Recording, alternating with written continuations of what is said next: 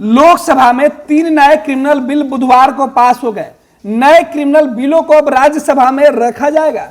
वहां से पास होने के बाद इसे मंजूरी के लिए राष्ट्रपति के पास भेजा जाएगा। लोकसभा में इस आपराधिक संशोधन विधेयक पर चर्चा हुई।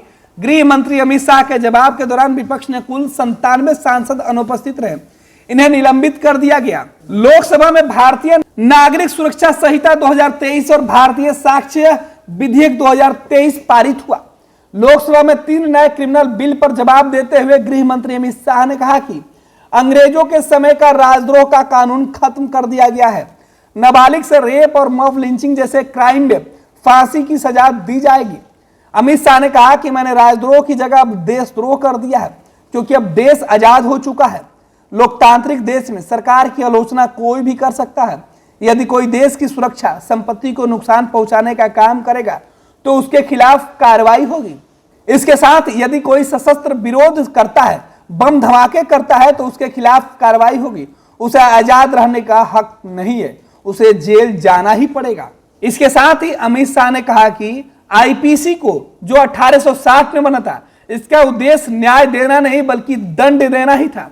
उसकी जगह भारतीय न्याय संहिता 2023 इस सदन की मान्यता के बाद पूरे देश में अमल में लाई जाएगी।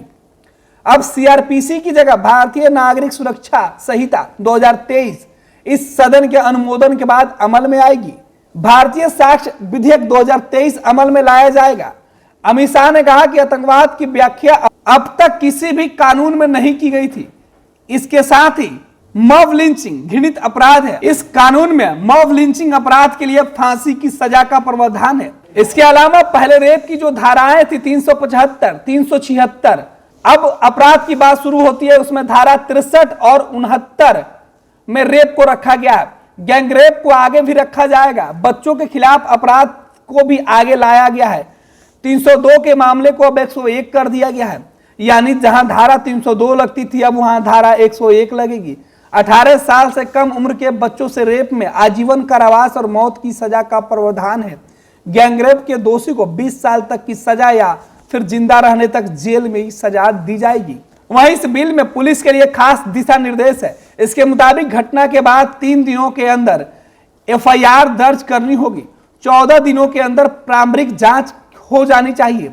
इसके बाद 24 दिनों के अंदर मजिस्ट्रेट के पास रिपोर्ट पहुंच जाएगा और आरोप पत्र दाखिल होने में 180 दिन से ज्यादा की देरी नहीं होगी।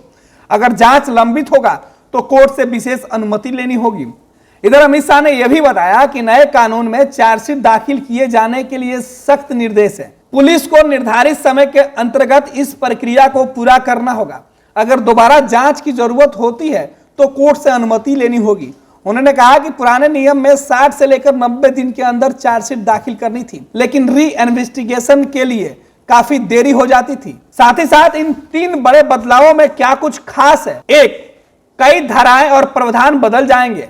आईपीसी में 511 धाराएं हैं, अब घटकर वो 356 हो जाएंगी।